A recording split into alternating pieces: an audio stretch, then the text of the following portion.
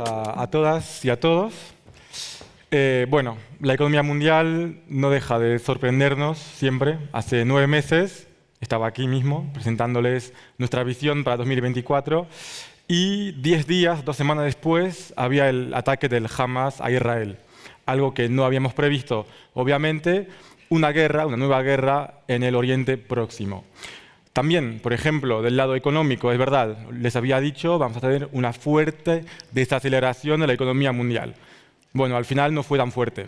¿Por qué? Porque, bueno, China y Estados Unidos nos sorprendieron de manera positiva. Se les voy a explicar el porqué. Entonces, bueno, es verdad, es muy difícil hacer previsiones. También porque justo ahora estos dos países que son los más importantes en el mundo y que han realmente apoyado el crecimiento mundial, son los dos que están entrando ahora en una guerra comercial. Clara escalada de las tensiones que tampoco esperábamos ahora. Pensamos que a lo mejor iba a ser con Trump, si él hubiera sido electo, ¿no? en noviembre o en 2025. Y al final no, ya estamos teniendo tensiones comerciales muy fuertes y tensiones geopolíticas obviamente muy fuertes también.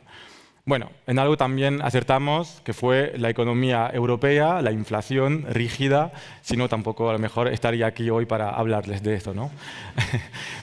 Menos mal. Pero bueno, vamos a empezar por las buenas noticias, porque vamos a ver que hay oportunidades, que no es solamente riesgos, sino también oportunidades. La buena primera noticia, creo yo, son las materias primas. Porque es verdad, estamos hablando de muchas tensiones geopolíticas y ¿quién hubiera pensado que con una guerra en el Oriente Próximo los precios del petróleo se quedarían por el $85, por ejemplo? Bueno, la verdad es que hay mucha oferta en el mercado. Mucha oferta por parte, por ejemplo, de Estados Unidos, también de Guyana, donde tenemos mucha oferta de petróleo que está haciendo con que los precios del petróleo bajen. Pero claro, también hay que decir, si las tensiones geopolíticas en el Oriente Próximo realmente se regionalizan y tenemos una guerra entre Irán e Israel, Irán ya dijo que iba a bloquear el estrecho de Hormuz, donde pasa 20% del consumo mundial de petróleo. Entonces ahí ya sí tendríamos obviamente precios de petróleo mucho más altos. Pero por ahora muy bien, igual siguen las tensiones en Ucrania y al final el precio del gas casi no sube. Aquí están las buenas noticias. Quizás también lo que podemos ver, a lo mejor, son los metales. ¿Por qué están subiendo los metales? Porque básicamente China está produciendo muchos vehículos eléctricos, muchas baterías de litio. Vamos a ver que eso, como están inundando el mercado mundial, genera tensiones. Pero claro, hace con que están básicamente haciendo stocks de níquel, de cobre, de estaño, de todos los metales importantes para la transición energética. Están demandando mucho metal energético. Por eso al final suben estos precios, pero las buenas noticias es precio de energía que baja. La segunda buena noticia es que la inflación obviamente también está bajando, y más todavía en la zona euro. Eso ya lo saben. Y eso hace con que al final, gracias a esto, vamos a tener por fin un cambio de rumbo en la política monetaria del Banco Central Europeo. Van a bajar los tipos por primera vez el jueves. Eso normalmente ya está decidido. Ahora, obviamente, la pregunta es ¿cuántas veces van a bajar los tipos de interés? Y ahí está toda la dificultad, porque lo que vemos es que los mercados, al principio del año, pensaban que el Fed y el BCE iban a bajar 6 veces los tipos de cambio. 6 veces. Y al final, como ven, es que como la inflación es más rígida de que pensaban los mercados, ya solamente piensan que van a bajar a lo mejor en junio, quizás septiembre y diciembre, o a lo mejor solamente una vez en el segundo semestre, de manera probablemente más lenta. ¿Por qué? Porque el último punto que no veis aquí es que repuntó un poco la inflación. A lo mejor vamos a tener el mismo problema que en Estados Unidos, que bajó rápido, pero que ahora que llegamos al 3%, 2,5%, los servicios están subiendo. ¿Por qué? Porque los salarios suben. Los salarios, como siempre, suben después de la inflación. En la zona euro suben un 4,5%, casi 5% los salarios ahora. Entonces, bueno, lo que estamos teniendo es claramente que eso fomenta la inflación de los servicios y que la inflación le cuesta llegar al 2%, que es el objetivo del Banco Central Europeo y del Fed. Por eso, el Fed, por ejemplo, como pueden ver, ya solamente se espera una vez, una baja, un recorte en los tipos. Y solamente probablemente en septiembre o octubre. Ya no va a bajar el Fed en junio. Así que vemos que la inflación, obviamente la lucha está en el buen camino, claramente, tenemos una baja, pero que a lo mejor la última milla va a ser la más difícil y por eso pensamos claramente los tipos van a bajar, pero de manera bastante más gradual de lo que uno podía esperar hace un año atrás. Y justo porque en Estados Unidos la gran cuestión es que la actividad fue bastante fuerte y bastante más fuerte de lo que anticipamos, obviamente. El secreto está ahí, está en el consumo de los hogares. Como pueden ver, se disparó totalmente gracias a todas las medidas de Donald Trump en aquel momento, en el momento del COVID. Se fomentó realmente, bueno, el consumo y al primer tiempo el ahorro, porque no se podía gastar el dinero. Entonces ahorraron mucho, es lo que ven. Y es verdad, ahora está cayéndose el stock de ahorros, de exceso de ahorros, pero todavía falta un poco y eso hace con que uno sí cree que Estados Unidos va a desacelerar, pero porque va muy rápido, pero que aún así todavía sigue siendo un mercado de oportunidades probablemente, pero también, obviamente, la otra cara de la moneda es que a la inflación le cuesta bajar y que una vez más los tipos van a quedar más altos durante más tiempo probablemente en Estados Unidos. Pero el consumo sí es la clave para explicar el por qué el mercado laboral sigue siendo sólido, aunque esté ahora desacelerando de a poco, y por qué Estados Unidos sigue siendo claramente un mercado de crecimiento, donde vais a ver, tenemos previsiones de 1,8%, casi 2% de crecimiento, bastante más que la zona euro, obviamente. En la zona euro, pensamos que sí va a haber un repunte, una recuperación de la actividad. ¿Por qué? Bueno, porque lo mencioné, la inflación baja, los salarios suben más alto, más rápidamente que la inflación y eso hace con que tengamos, ustedes, yo, poder adquisitivo y vamos a consumir muy probablemente. Ahora, eso va a beneficiar sobre todo a los servicios, porque la construcción todavía está siendo muy difícil por los tipos de interés todavía muy altos. Y la industria, que es fundamental también, obviamente, sobre todo, por ejemplo, en Alemania, vemos que le cuesta repuntar. Lo que estamos viendo en Alemania es que me parece muy interesante. Bajó totalmente, se cayó la producción en las industrias que consumen mucha energía cuando se dispararon los precios de la energía en 2022. Eso se podía esperar claramente. Pero, como les mostré al principio, bajó realmente el precio del gas, bajaron los precios de la energía desde 2022. Estamos muy lejos de eso. Y aún así, la producción industrial en Alemania casi no repuntó, ni que sea en la química, en el papel, bueno, en el plástico, todo lo que consume mucha energía. Como pueden ver, todavía sigue 10, 15, 20% por debajo del nivel de antes de 2022. Por eso la industria alemana está realmente en un momento complicado. Y cuando vemos los nuevos pedidos, como pueden ver, si excluimos a los grandes pedidos, a los países importantes, que son aviones o barcos, bueno, vemos que están todavía bajando, que todavía no vemos el repunte tan claro en la industria alemana. Y claro, la industria alemana después es la industria europea y obviamente también en Europa oriental, por eso es tan fundamental. Eso sí lo vemos como todavía un factor de riesgo. Es probable que Alemania repunte porque viene de 2 años de estancamiento o casi de recesión, pero probablemente de manera más lenta de lo que uno podía esperar también y más si hablamos de la industria europea. Y una de las razones también, obviamente, está aquí, es China. ¿Por qué? Porque China, básicamente, es verdad, uno pensaba que no estaba creciendo tan rápido, pero obviamente, cuando ponen un objetivo de crecimiento de un 5%, tienen que llegar a este objetivo. ¿Y qué hicieron? Básicamente producieron. Es verdad que no había demanda, en China todavía no hay consumo, el consumidor chino no tiene confianza, básicamente está ahorrando, siempre ahorrando, de manera estructural, porque no hay protección social. Entonces, cuando hay incertidumbre en China, la gente ahorra y mucho, la tasa de ahorro está en 40%, es enorme, obviamente, pero aún así producieron. ¿Por qué? Dijeron, bueno, no importa. Lo que va a pasar, y no importa, es que la inversión en la industria, que es la barra verde, ha acelerado, que también hemos producido muchos productos, los nuevos 3 productos, que son vehículos eléctricos, que son los paneles solares, que son las baterías de litio, los productos del futuro para China, que ya no quiere producir muebles, ya no quiere producir textil, ya es todo estas inversiones.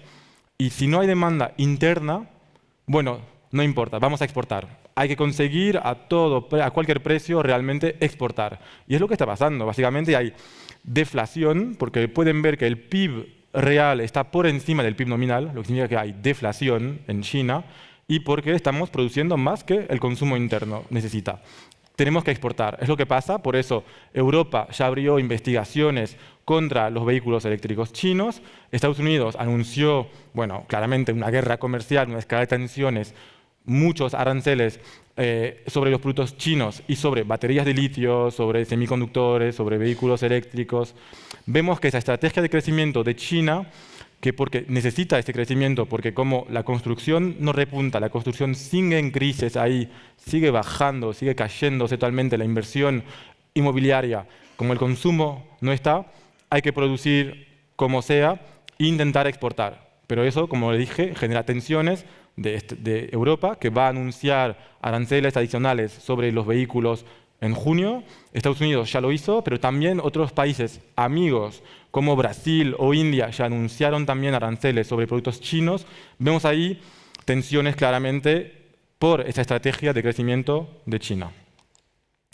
Y en ese contexto, vamos a decir, difícil, aún así tenemos crecimiento sólido, es lo que ven. Crecimiento de este año 2,6, el año que viene 2,7, ya casi ni podemos hablar de desaceleración en realidad. Es más, un crecimiento estable, un poco por debajo de lo que conocimos en la década anterior, pero todavía sólido. Y eso porque al final, es normal. China, Estados Unidos probablemente van a desacelerar un poco, pero después Europa tiene que repuntar porque parte de un punto muy, muy bajo. Pero también hay que decir, países emergentes, vamos a ver, están realmente apoyando al crecimiento. Hablaremos de algunos de ellos, porque vamos a ver también que algunos van a aprovecharse de esas tensiones, de ese riesgo, de ese conflicto entre China y el resto del mundo para justamente aprovechar y recibir más inversiones y crecer más. Pero eso es para después. Todavía, yo creo que, como siempre, obviamente en COFACE, como somos una aseguradora, hay un tema que es fundamental, que es el de las insolvencias. Y eso es un riesgo generalizado. En China no hay datos, así que es difícil hablar de China, pero en el resto vemos que están subiendo. En esos gráficos estamos comparando cada mes con 2019. Febrero 2024 con febrero 2019. Marzo 2024 con marzo 2019, porque fue el último año normal, un poco que tuvimos a nivel de insolvencias, antes de las ayudas del COVID, ¿no? Y lo que vemos es que en todos lados estamos ya a niveles de antes de la pandemia, mínimo, y si no, en otros países estamos acelerando y estamos bien por encima, que en Francia, Alemania, Reino Unido o Brasil, Japón, Australia. Canadá tampoco lo pusimos, pero está igual, porque al final estamos hablando de tasas de interés altas, que cuando tenemos que refinanciarnos ahora pagamos mucho más caro de hace un par de años atrás y que van a quedar así, muy probablemente, los tipos de interés bastante por encima de lo que eran. Los salarios suben todavía, coste laboral elevado y demanda que le cuesta realmente acelerar. Entonces, lo que tenemos aquí es claramente más insolvencias probablemente en 2024. No hablamos de un tsunami de insolvencias, pero sí, que va a seguir subiendo por lo menos a ese ritmo y si no, a lo mejor una leve aceleración en países que todavía están en eso de empezar a subir, como Alemania o Países Bajos. En España, no lo hablamos aquí, pero todavía siguen, hay insolvencias, pero de empresas muy, muy pequeñas. Por ahora no estamos viendo insolvencias de empresas grandes, pues es un poco una de las excepciones, vamos a decir, en Europa. Y sí, no me voy a extender mucho en la geopolítica, porque tendremos una mesa redonda muy probablemente apasionante después, pero yo creo que eso todo tiene un impacto sobre la estrategia de las empresas. Primero, las empresas pensaban, hace un par de años atrás, en producir donde era más barato, básicamente, ¿no? Todos íbamos a China, era lo más barato, lo más eficiente en realidad. Eso permitió también que tuviéramos una inflación bastante baja en los países avanzados, porque era todo producto chino bastante barato. Llega la pandemia y ahí tenemos que pensar en la resiliencia. Nos damos cuenta de una dependencia tremenda y que al final dependemos de un país que está muy lejos y que puede tomar decisiones drásticas en aquel momento. Entonces, lo que hacemos es hacer reshoring, nearshoring, básicamente relocalizar la producción más cerca. Después llega la guerra en Ucrania y ahí ya no es solamente pensar en producir cerca, producir en países amigos. Realmente sentir que con China hay un tema, que la tensión entre China y Estados Unidos no va a bajar, probablemente no, solo va a subir y en cualquier momento estalla. Y en cualquier momento, claro, las empresas occidentales, si los países occidentales también se ponen en contra de China, puede haber sanciones, como pasó en Rusia. Y ahí, claro, las empresas tienen que pensar no solamente en producir cerca, sino que también en diversificar el riesgo, diversificar el suministro, la producción. Por eso, al final lo que tenemos es friendshoring y China plus one, básicamente, diversificar. Y claro, eso, bueno, vas a decir que tiene consecuencias malas, en realidad, en términos probablemente de competitividad, de eficiencia, de inflación, porque muy probablemente va a ser más caro producir en otros países de que en China, si producimos, por ejemplo, en Europa, pero quizás que lo bueno va a ser oportunidades para otros países, donde justo las empresas que ya no invierten en China, no es que las empresas se van de China, es que las nuevas inversiones, los nuevos flujos en China están bajísimos, están a mínimos históricos. Es más, que las empresas ya no invierten más en China, pero que las nuevas inversiones en otros países.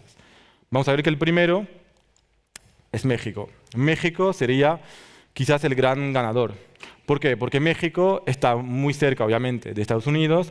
Desde siempre, obviamente, tuvo una relación comercial privilegiada por la geografía, obviamente, también por acuerdos comerciales. Y lo que uno ve es que, primero, Estados Unidos depende mucho de México ahora, que es el primer, como pueden ver, en términos de importaciones americanas, ya México es el primer parcero. Ya, claramente, ya no es China y pensamos que la tendencia no va a cambiar, muy lejos de eso. Pero también ahora lo que está pasando es que empresas chinas están pasando por México, básicamente para después entrar en el mercado americano. Por eso México está beneficiando de empresas americanas que quieren producir más cerca, pero también de países que quieren pasar por México para poder exportar a Estados Unidos sin pagar aranceles. Es lo que está pasando. Inundación también de vehículos eléctricos chinos por México y por Canadá para entrar a Estados Unidos. Por eso, al final, y si Trump gana, es verdad, él habla muy mal de México, o sea, en general, pero bueno, firmó el acuerdo comercial, USMCA, y también, al final, si él impone realmente aranceles a todos los países como europeos, a lo mejor nosotros también es lo que vamos a hacer, pasar por México. Entonces, bueno, al final, mucho potencial ahí, porque también hablamos de una industria manufacturera muy fuerte, una mano de obra muy calificada. Y es verdad que cambian los gobiernos, tenemos un gobierno de izquierda ahora ya hace mucho tiempo, hace 6 años, volvió a ganar el partido Morena, pero aún así tenemos o tuvimos siempre políticas, vamos a decir, fiscales bastante prudentes y sobre todo política monetaria prudente ahí. Entonces, bueno, al final lo que vemos son claramente México muy bien posicionado para recibir muchas inversiones extranjeras, es lo que ven. Una inversión muy fuerte en lo que se llama construcción no residencial, que básicamente es la construcción de plantas industriales, vemos claramente que es un país donde hay oportunidades. Y la otra región, la última región, que nos parece también fundamental, es el sudeste asiático. Y más precisamente 3 países que lo que estamos viendo es un desarrollo muy fuerte de estos países, que es Indonesia, Vietnam y Filipinas. ¿Por qué? Porque es igual. Al final, los países que ya no quieren producir, o las empresas que ya no quieren producir en China, ¿dónde van? Bueno, al final hay esa opción cerca. Estamos hablando de poblaciones enormes. O sea, son 100 millones de personas en Vietnam, 115 millones de personas en Filipinas y 270 en Indonesia. Es enorme, obviamente. Después tenemos una mano de obra muy barata. En China es verdad que el coste ha subido mucho. Ya son $8 por hora el coste laboral. Estos países son entre 2 y 4 dólares. Y una mano de obra cada vez más calificada. Obviamente que para algunos productos muy tecnológicos no va a ser ahí, pero para todo el resto muy probablemente ya será ahí. Además tienen recursos naturales muy fuertes. Hablamos de cobre, del níquel, estos metales que les mencioné, fundamentales para la transición energética. También, por ejemplo, las tierras raras, bueno, el stock, las reservas más importantes son en China, pero las segundas son en Vietnam. Así que al final también tienen muchos recursos estos países. Y lo que vemos, yo creo que el gráfico de la izquierda es muy interesante. Cuando queremos ver un poco el nivel de desarrollo económico de un país, vemos el PIB por cápita. Porque claro, el PIB por habitante, porque el PIB, por ejemplo, como en África, que a lo mejor se crece 4 o 5%, pero que si la población crece 4 o 5%, no hay desarrollo. Cada persona no se queda más rica, básicamente, para ser muy simplista. Lo que vemos claramente es que, por ejemplo, África tiene hace 15 años el mismo PIB por cápita, a pesar de un crecimiento alto y fuerte, porque la población crece también, no hay desarrollo realmente. Y América Latina es igual al final. Hablamos de una región que tenía $16.000, vamos a decir, por cápita, y que todavía tiene igual. Mientras que en rojo, azul, oscuro y también, bueno, en verde, lo que ven es una convergencia, es un desarrollo tremendo de estos países, cuyo básicamente desarrollo ha doblado, ha duplicado. Por eso, ahí estamos hablando claramente de mercados donde sí se va a producir, pero que cada vez más también van a ser países donde va a haber consumo, probablemente un mercado que se va a desarrollar. Y eso más todavía porque son países donde hay políticas bastante estables también, poca deuda pública, política monetaria también estable. Y bueno, sí que en Vietnam hay mucha corrupción, inestabilidad política, ahí sí que es un poco el punto débil, pero que en el resto de los países ahora hay estabilidad. Entonces, bueno, lo han entendido, que creo yo, hay mucho riesgo en ese mundo en que vamos a vivir, 2024-2025, riesgo geopolítico, tensiones comerciales probablemente muy fuertes y que van a subir, que si gana Trump va a ser más alto todavía, más fuerte todavía, pero que en cualquier momento, al final, siempre hay oportunidades y estos países, estas regiones, lo demuestran, pero también podría haber hablado de otras, como en Europa Oriental, India, que no mencioné tampoco, y, bueno, y muchos otros países emergentes. Muchas gracias y quedo a vuestra disposición para contestar a cualquier pregunta después de la mesa redonda.